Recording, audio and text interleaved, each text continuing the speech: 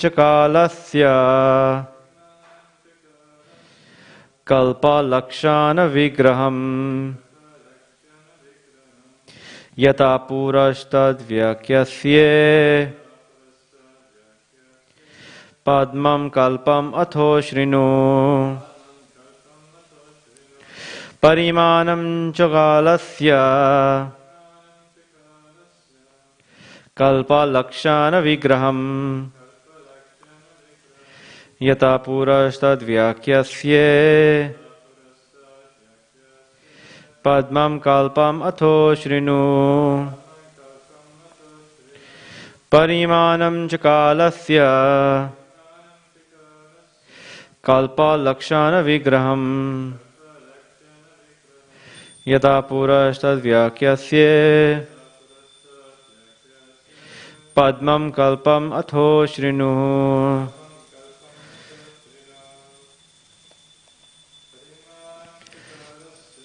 परिमाणं च कालस्य कल्पलक्षानविग्रहम् यथा पुरस्तद्व्याख्यस्ये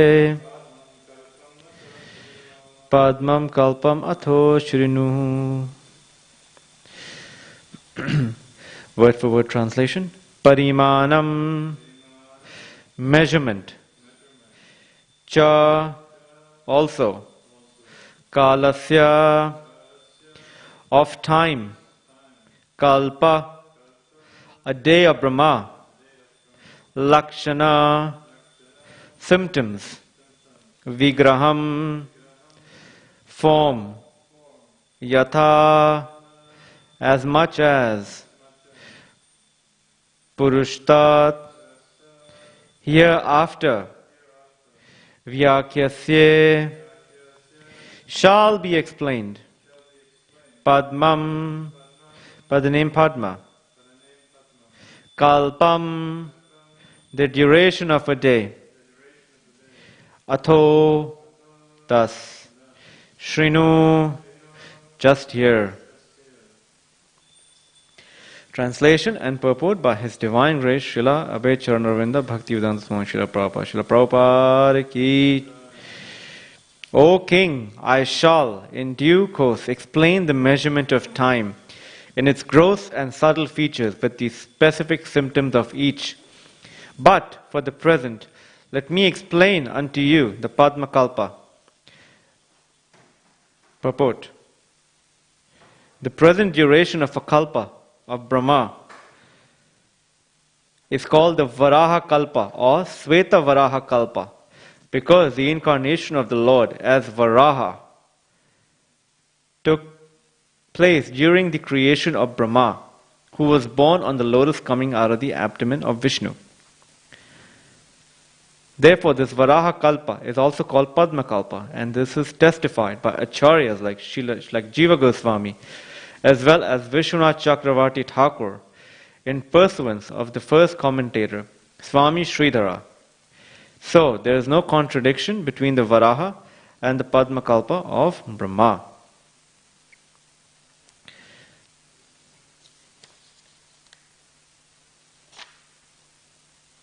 Okay. I'll read 48 and I'll comment basically on 47, but we can do 48. Sonaka uvacha yad ahano bhavan suta shata bhagavato tamaha tachara tirthani bhuva tyaktva bandhun sudushtejan. Translation.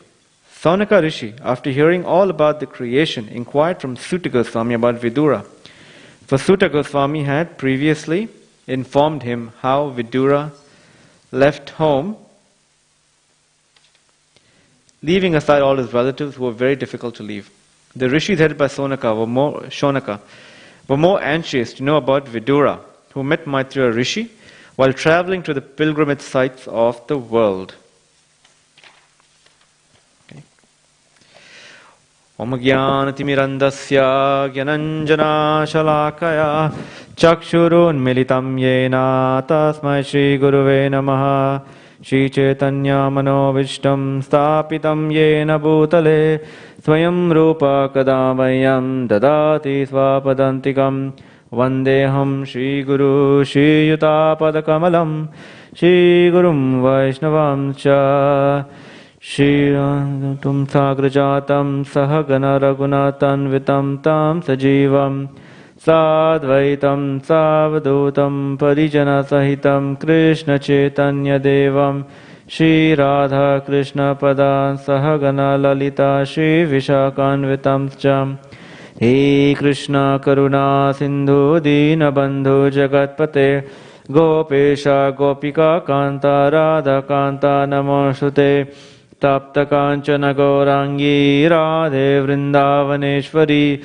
Vishabhanu Sute Devi Pranamami Hari Priye Vancha Kalpatirubhascha Kripa Sindhu Bhaivacha Patitanam Pavanebhyo Vaishnavebhyo Namo Namaha Jai Sri Krishna Chaitanya Prabhu Nityananda Shri Advaita Gadadhara Shivasadi Gaura Bhakta Vrinda Hare Krishna Krishna Krishna Hare Hare Hare Rama Rama Rama Hare Hare Hare Krishna Krishna Krishna Hare Hare Hare Rama Rama Rama Hare Hare Hare Krishna Krishna Krishna Hare Hare Hare Rama Rama Rama Hare Hare.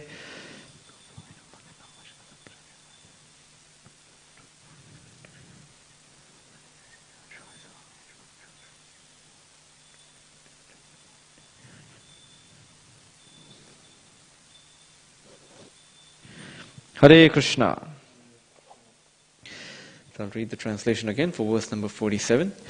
O King, I shall in due course explain the measurement of time and its growth and subtle features, with the specific symptoms of each.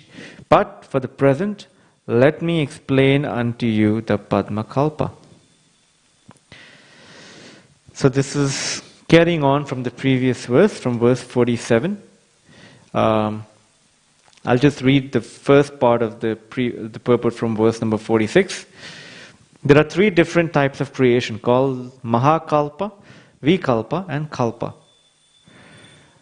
In the Mahakalpa, the Lord assumes the first Purusha incarnation as Karanadakshaya Vishnu with all the potencies of the Mahatattva and the 16 principles of creative matter and instruments. In the creative instruments are 11. The ingredients are 5, and all of them are products of Mahat or materialistic ego. These creations by the Lord in his feature of Karanadakashaya Vishnu are called Mahakalpaha. The creation of Brahma and the dispersion of the material ingredients are called Vikalpa. And the creation by Brahma in each day of his life is called Kalpa. Thus, therefore, each day of Brahma is called a Kalpa, and there are 30 Kalpas in terms of Brahma's days. So maybe just for my own purification, I'd like to read out the 30 kalpas that are here in verse 46. Number 1, Sveta Kalpa.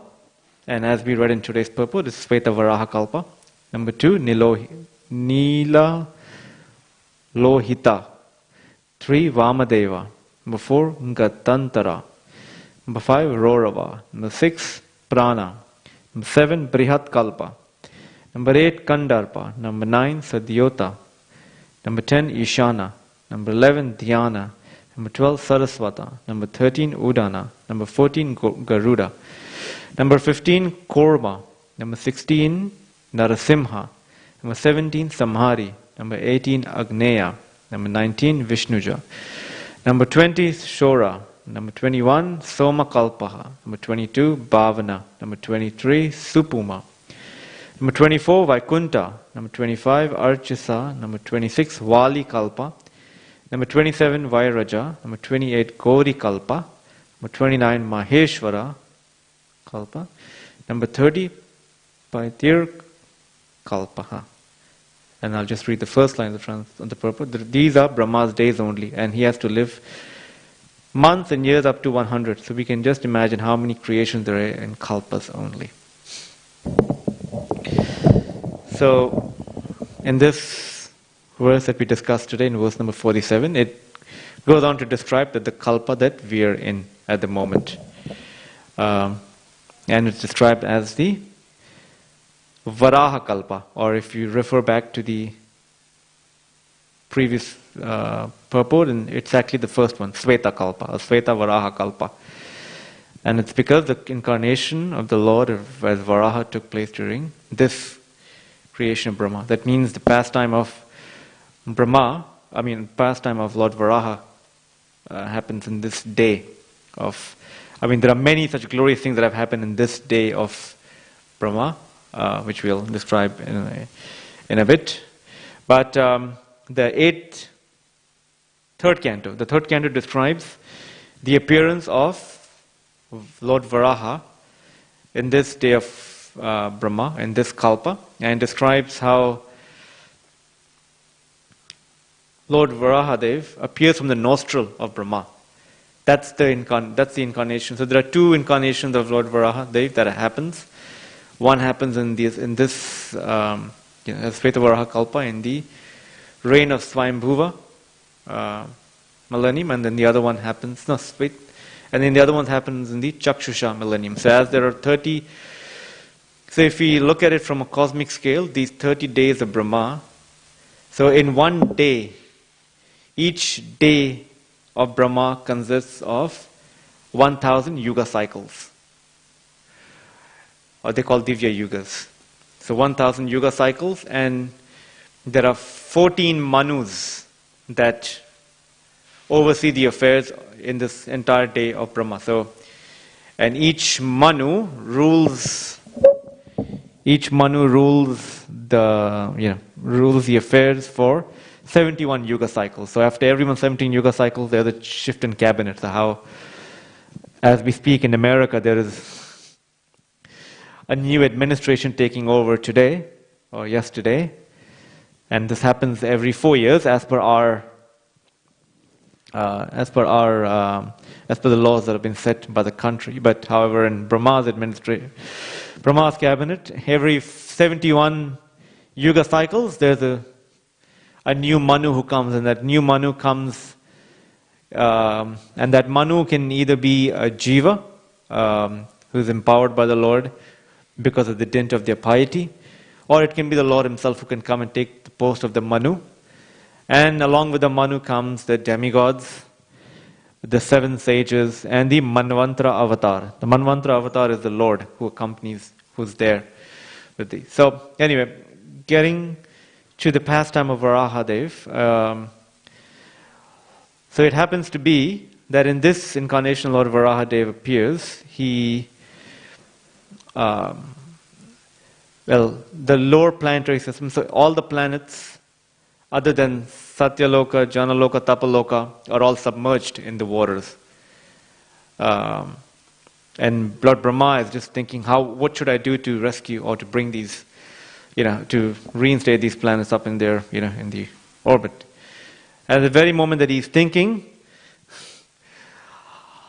Lord Varaha, which is the size of his thumb, at the size, the measurement that's given in the Bhagavatam is the size of his thumb, or even smaller than that, comes out of his nose, just by his breathing, because it is said that the Vedas are as the Supreme Lord, as Mahavishnu breathes, as he exhales, the Vedas are basically emanating from his breathing, and Lord Brahma inhales that. So Varahadev appears from his nostril, and at that time it's actually described in the Bhagavatam that all the sages like Marichi and others didn't know what was happening, and they started arguing with each other, like, oh, what's this? Who just came out? And it said that Lord Brahma, because of his, his body is made up of intelligence, and he's the most intelligent being in this universe. At that very moment, he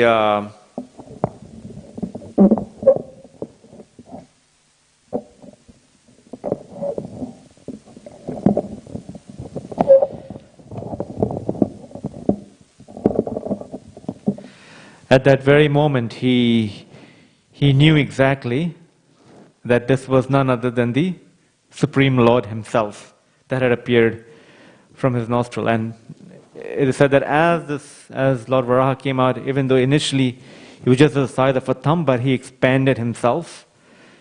And soon the form was even greater than what is of Satya Loka.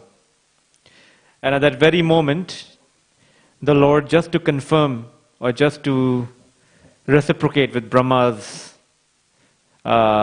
feeling or to validate that he is the Supreme Lord himself, it's said in the Bhagavatam that he roared like a mountain. In our experience, have we ever seen a mountain roaring? We haven't, but it's described in the Bhagavatam that how when we roar, obviously the size of our roaring can have an impact based on the size of our body. If you hear a 2-year-old just roar and cry, it'll probably not extend beyond this building. But here the Supreme Lord he kept expanding on the size of Satya Loka. When he roared, everyone felt fearful. Wow, what? It's just like Adbhut, just there was the sages and them were just overwhelmed by ecstasy seeing the Lord, and then they all started offering beautiful prayers. And then the Lord went into the waters, and just like it's described in the Bhagavatam, so I'm saying it, as he could just started sniffing, like, where are these planets? And he picked up the planets and then reinstated them in their orbit. So, now these are transcendental pastimes of the Supreme Personality of Godhead, and for us to even imagine something like that happening, how can we imagine a boar or a pig of that size to do something like that? Well, the Supreme Lord's transcendental. He can do things that are inconceivable to our senses, and that's why he is the Supreme Lord. So, this pastime of Varahadev happened in the day of Brahma that we are in. So we are very fortunate, and there are many such incarnations that come during this day of Brahma. But obviously for us, the most significant thing that happens in this day of Brahma is the appearance of Sri Chaitanya Mahaprabhu. Because as we understand, Sri Chaitanya Mahaprabhu comes appears only once in a day of Brahma, and how fortunate are we that this happened only 500 years ago. So we'll get to that for a second in a bit. But so it is said that Lord Brahma appears from the Padma, from the lotus that's sprouted from the abdomen of the Lord. And it's described in the 3rd canto, chapter 10, verse number 9, that all the seeds of all of the planets in the universe are actually impregnated in the lotus itself. And what's Lord Brahma's job? Basically, he has to disseminate the seedlings all over the universe. So, in the first verse of this chapter, there is Sarga and Visarga. Sarga is the primary creation, which is creation of all the ingredients that are required for the creation, and Visarga is the secondary creation. So, for example, this building is built by earth, water. There are different components that are made up of earth, which is mud, bricks and all that. And when we refine them further to the help of water and fire, there's a structure that's built. So the ingredients are provided to us by the Supreme Lord, and Lord Brahma is partaking the role of an engineer. So just bringing the materials together, amalgamating them, and then what we see is a building. So similarly, we too, this verse and obviously this chapter is meant to tell us that we are not the primary creators, or we are not the primary doers. A lot of times we feel proud of our advancement, of our achievements, but here it clearly diminishes that understanding of ours, that we are not the primary doers. Once I remember there was a very sweet pastime, I can't remember which devotee, which Prabhupada disciple was this. I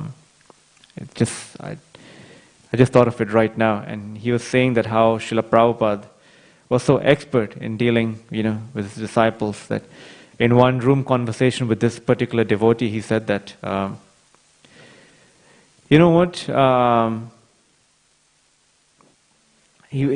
the conversation was going on about Krishna's creation. He said, Mahavishnu breathes out all these amazing, all these universes. Just by his one breath, all universes come into existence. And as these universes come out of existence, there is Brahma, there's Lord Brahma who comes into each of these universes, who takes the role of, creating, being the secondary creator. He creates these universes in a sense that basically he gives shape, he affords the bodies that are desired by the living entities. And from those universes come different planetary systems. And in those planetary systems there are different planets. Obviously we see the highest planet being Brahmaloka, and then the lowest planet. And in the middle we see this planet Earth. And in this planet Earth there are so many countries and continents.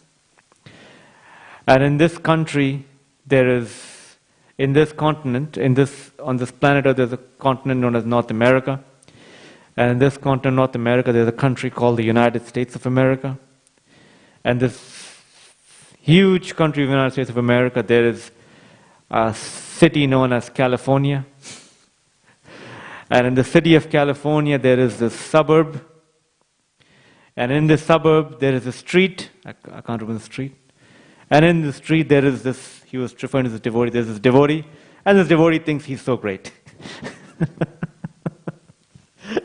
And this devotee was saying, just within a fraction of that 30 seconds, the Prabhupada saying this, I went from here to thinking, I was so great, I was doing, out of his humility, this devotee was saying that, but he just felt like how Prabhupada knew exactly how to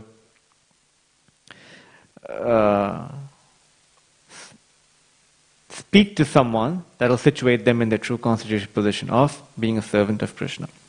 So that's, there have been so many beautiful descriptions in this chapter about the creation, how originally this creation, this whole material cosmos is just basically, I would say, a lump of unmanifested matter, which is known as pradhana. And Lord, as Karna Dakashaya Vishnu, just glances on this pradhana, and then by his glance, pradhana gets activated, and then what comes is mahatattva.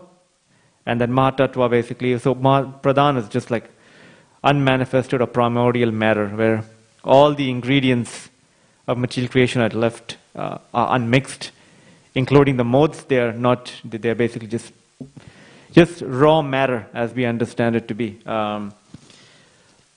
And once I was hearing a class by His Holiness Jayadvaita Swami, and he gave a nice example which stuck with me. It was like, just think of pradhana as being a credit card which has not been activated. And you're saying how in the credit card everything is there, your limit is there, you've already created your, depends on how the organization's hierarchy is, but basically there is a credit card with all the limits. There are approvers, who's going to approve at what level, and all of it is basically just there, and it's awaiting that stage of activation, where you just call, sometimes you may just call a number and just key in certain, instructions that are given to you on the paper or online, and then there becomes a card gets activated. So he said that's how it is. Just by Mahavishnu's one glance, or Karnadakshaya Vishnu's one glance, the whole pradhan gets manifested as mahatattva. And from there, the Lord enters into, and that's basically known as the Mahakalpa. That's the Mahakalpa. And then from there, the Lord, in form of Garbhodakashaya Vishnu, enters into each and every universe and resides on the, he basically enters into the universe, and the universe is filled with, it's basically dark, because matter is innate, it's just dark.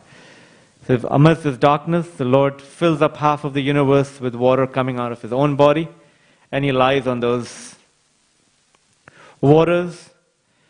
And from those, as He's lying, there's a lotus that sprouts from His abdomen, and from that comes Lord Brahma, who basically is an empowered jiva, again by the dint of their piety, who is empowered to create.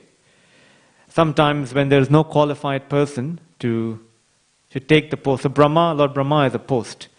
So in some instances when the Lord can't find a personality who's empowered, who's had those pious credits to create, then he takes the role of Brahma. He himself becomes Brahma.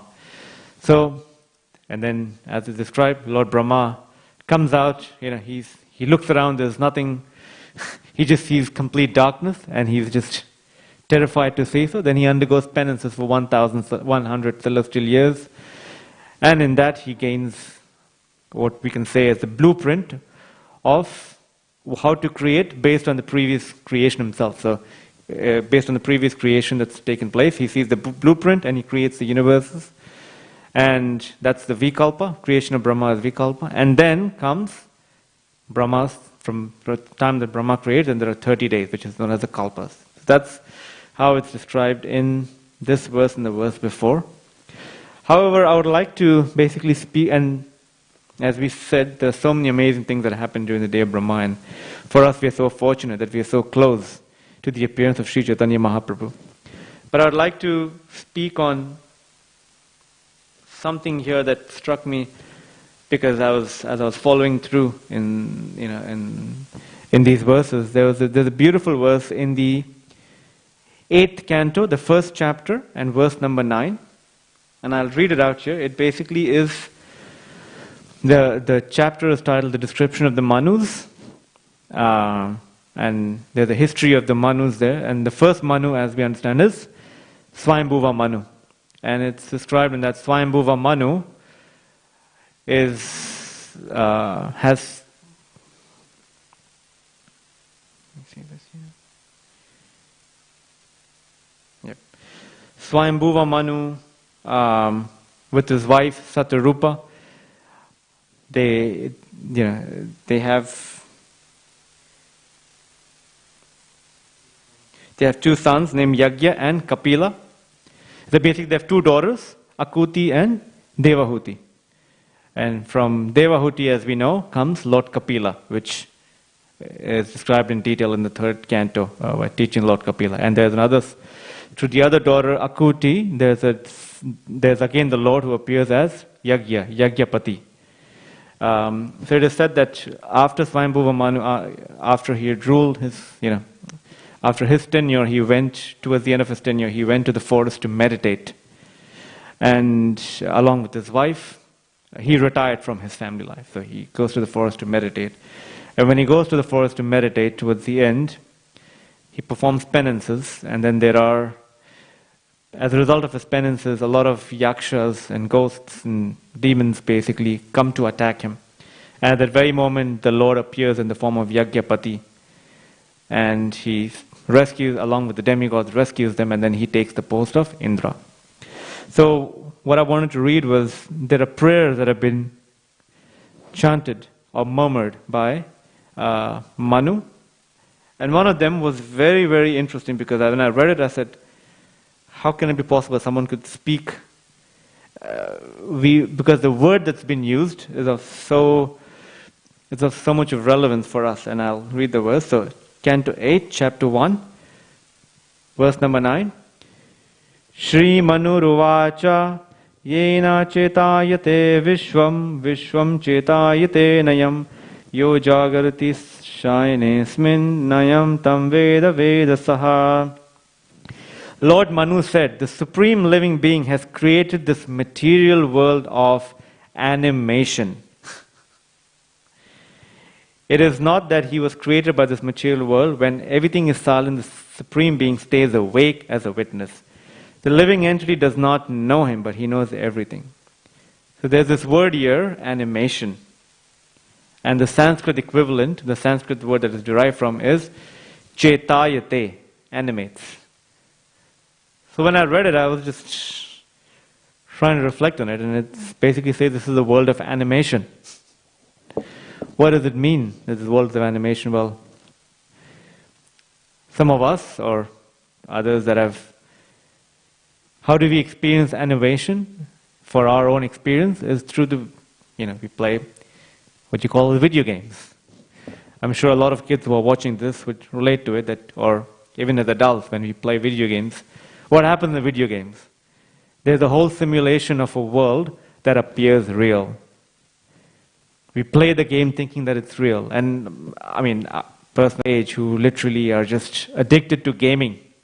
And for me, it's quite bewildering that how can you just dedicate your whole day, in fact, your entire existence just to gaming, because it appears real. And when you expand that on a cosmic level, well, this world itself is an animation. So what does it mean? Is this world not real? But Srila Prabhupada describes it's not that it's not real, it's temporary. Everything that we see has a temporary value to it. So, for our own realization, Krishna tries to tell through the different verses that have been described here, and the Acharya also described that this world is temporary. We should do our business and just get out. A lot of times we feel that we get quite complacent with our comfort, with a comfortable situation here. But time and time again, if Krishna is very merciful, Radha Gopinath is very merciful, then they'll just shake us up a little, just so that we don't make this world as a temporary abode. So this world appears as an animation. It appears real because it's non-different from the Supreme Personality of Godhead. But at the same time, it's not a permanent shelter.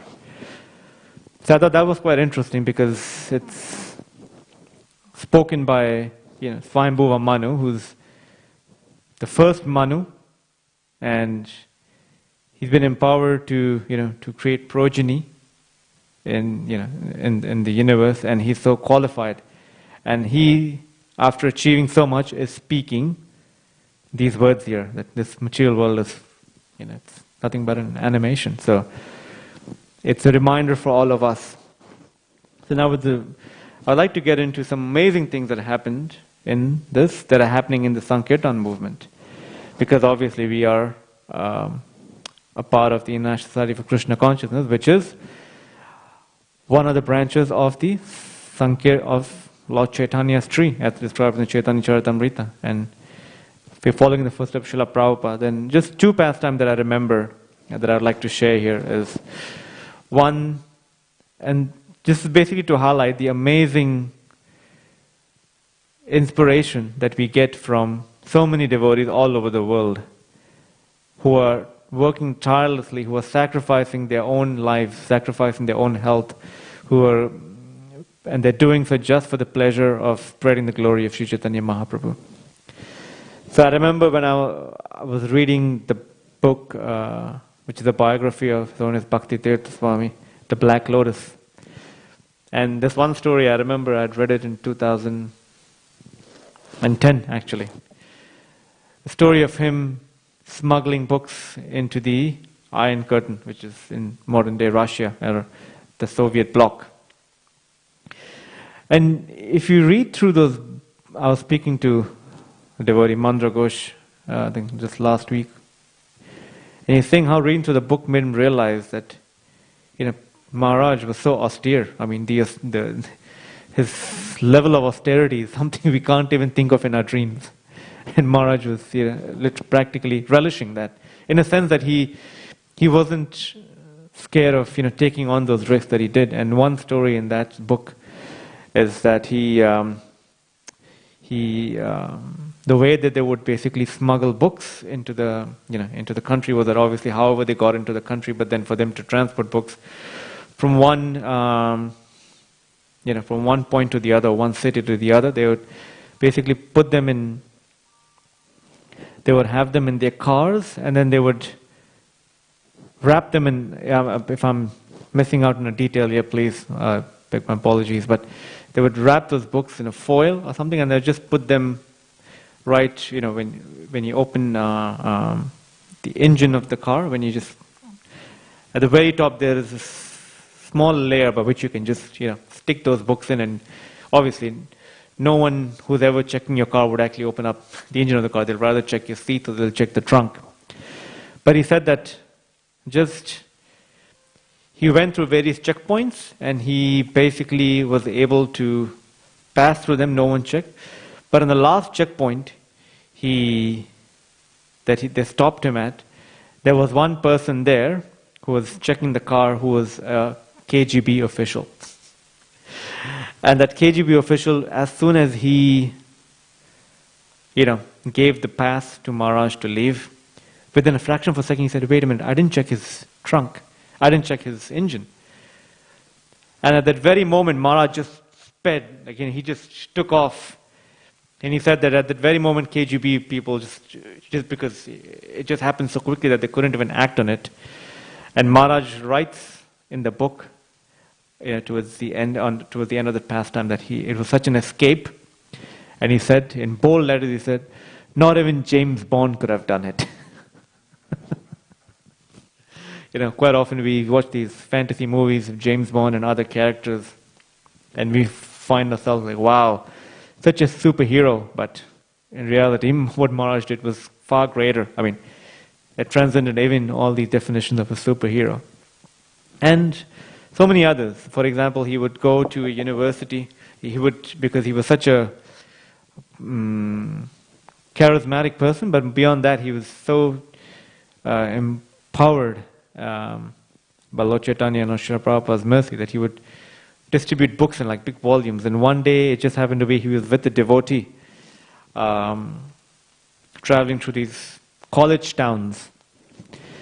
And he would travel through these towns to basically enter into these universities and speak to someone there who would like to place standing order of Srila Prabhupada's books. Now we got to understand, at this time, Srila Prabhupada didn't have all of the Bhagavatams published or printed. At that time, they were just maybe leading up to, because as Srila Prabhupada would translate, and then the BBT would get, the manuscript, and I mean, I haven't worked in a publishing house, but, there's, from the time Srila Prabhupada would finalize the book, it would go to the printers, and then it'll be a month or so before, copies are being printed. So, but he was so empowered that he could basically go up to anyone, and literally they would just place an order of the, of the entire Bhagavatam set. So he once went to a university, this is a devotee describing it, because he would travel with someone. So there's one devotee who was traveling with him, said that we went to this one university, and devotees were so, you can say, I wouldn't say oblivious, but they were so aloof from the material workings of the world that they didn't even know which day was a public holiday, which day was... They didn't even know what was happening because they were so absorbed in distributing Srila Prabhupada's books, that it happened to be that they go into a campus and they see literally there's just... You couldn't even see, not even one car, not even a person on the campus. And then they say, oh, what, Then luckily maybe they had some calendar that they said, oh, today is actually, 4th of July, this is public holiday. So on that day, basically, there's no one on the university campus. So Maharaj said, okay, well, let me just go use the bathroom. So he's sitting there, and this devotee knew that, Maharaj will be out quick. It won't be that long. So he goes and he sits, he's waiting for Maharaj. Soon 10 minutes, 30 minutes, an hour, 2 hours. And think after about 2 or 2.5 hours, Maharaj comes back. And I'm like, Maharaj. At that time, I'm not sure if he was a sannyasi, or if he was a brahmachari by the name of Ganesham.